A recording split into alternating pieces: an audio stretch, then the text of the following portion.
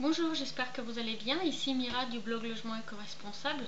Aujourd'hui, je voudrais vous parler de l'aménagement et notamment comment trouve-t-on des idées pour un projet d'aménagement dans le cadre d'une rénovation. C'est une question qu'on me pose souvent et la réponse elle est simple. En fait, on trouve des idées d'aménagement en regardant et en analysant le plan d'état des lieux. Seulement, il faut savoir se servir d'outils simples pour rendre ce plan plus parlant, puisqu'un plan comme celui-ci, il ne nous aide pas puisque on ne voit pas, d'une part, on ne voit pas assez les éléments importants et d'autre part, la lecture est rendue difficile par la présence d'éléments de moindre importance comme par exemple les cloisons qui ne sont pas porteuses, les menuiseries d'intérieur, les annotations de surface, etc., etc. Donc je conseille de commencer par identifier les éléments importants, les contraintes techniques dans le projet, comme les éléments de structure, donc les murs porteurs, par exemple, les poteaux, et ainsi de suite. Et il ne faut pas se tromper, bien sûr, c'est un moment très important. Identifier les ouvertures, les portes et les fenêtres, par exemple la hauteur sous plafond qui peut être un élément important à valoriser, identifier les réseaux, identifier les conduits et tous les éléments architecturaux qui peuvent être valorisables comme moulures, cheminées, ainsi de suite. Donc ici sur ce plan, par exemple, vous pouvez voir que les murs porteurs ont été poussés, ce qui permet de les voir tout de suite et de s'imprégner de leur présence, ce qui rend le travail d'esquisse beaucoup plus facile. Donc ensuite, ce que je conseille, c'est de retirer tout ce qui n'est pas indispensable pour notre projet d'aménagement et qui peut être par la suite remis en place si on veut sauvegarder un élément, comme par exemple retirer les annotations concernant la surface des pièces, puisque c'est quelque chose qui va sans doute changer, puisqu'on va sans doute réorganiser l'aménagement des pièces.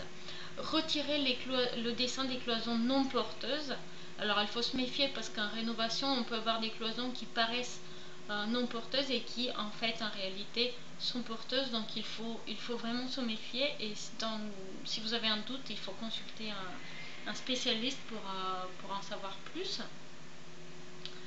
Il faut également, ça peut aider de retirer les menuiseries d'intérieur, les placards, les portes d'intérieur, etc.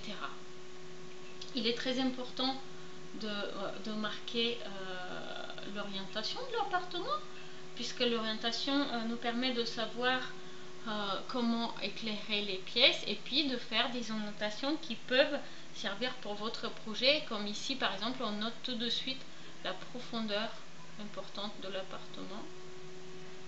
Donc c'est un élément à prendre en compte puisqu'il faudra bien trouver des solutions pour éclairer la partie centrale ici. Donc il faut y penser suffisamment tôt. Donc comme je vous disais, il est indispensable de annoter les arrivées et évacuations d'eau. Donc là on en a deux évacuations d'eau. Donc c'est bien de les marquer.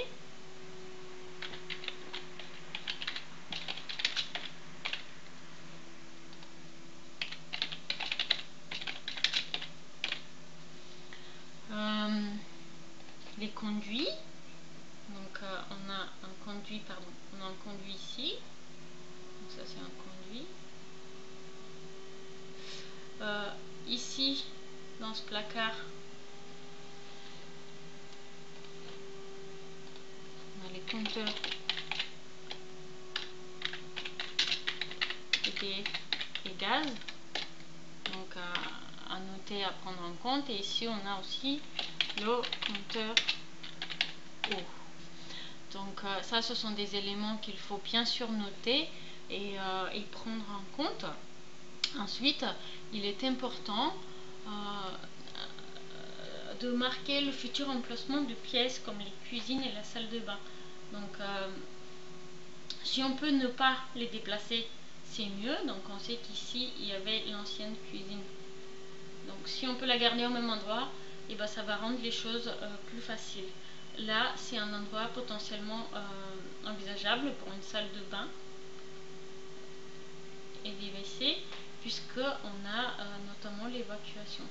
Donc une fois qu'on a noté ces choses-là, et ben, on se rend bien compte que par exemple, on a noté la profondeur de l'appartement, on se rend bien compte que si on envisage donc cloisonner l'espace, et ben, il faudra trouver des solutions pour laisser passer la lumière. Donc soit avoir un imposte vitré, soit envisager une cloison mobile qui va pouvoir être retirée lorsqu'elle n'est pas nécessaire. Donc par exemple une cloison en accordéon ou alors une cloison coulissante. Donc il existe plusieurs solutions. Ce qui est important, c'est de bien retenir le besoin de prévoir ce type d'aménagement. C'est bien aussi de noter quelques éléments intéressants pour notre aménagement. Donc par exemple, on note tout de suite ces grandes ouvertures qui nous permettent d'avoir par exemple des vues plongeantes à travers tout l'appartement. Donc ça peut être intéressant puisque ça donne une impression d'espace. Quand on a des vues lointaines comme ça, on a l'impression d'être dans un espace beaucoup plus généreux. Donc il peut être intéressant de sauvegarder des transparences qui nous permettent donc d'avoir cette impression d'espace dans notre appartement. Donc ça peut être une solution qui nous permet d'une part de donner une impression d'espace et d'autre part d'éclairer donc notre espace central là qui risque d'être sombre. Donc voilà quelques types d'annotations qui peuvent être apportés sur une page. Donc là il ne s'agit pas d'esquisse, vous voyez bien que c'est juste un pense-bête en fait, qui va nous permettre de noter tout ce qui est envisageable pour un projet. Et donc ce pense-bête va nous aider à contrôler donc la faisabilité d'un dessin qu'on aura fait dans la phase d'esquisse. Est-ce que notre esquisse prend en compte les quelques éléments qu'on a notés sur cette page A4 ou pas, donc valider ou pas cette esquisse. Voilà, j'espère que cette vidéo vous a été utile ou au moins elle vous a amusé.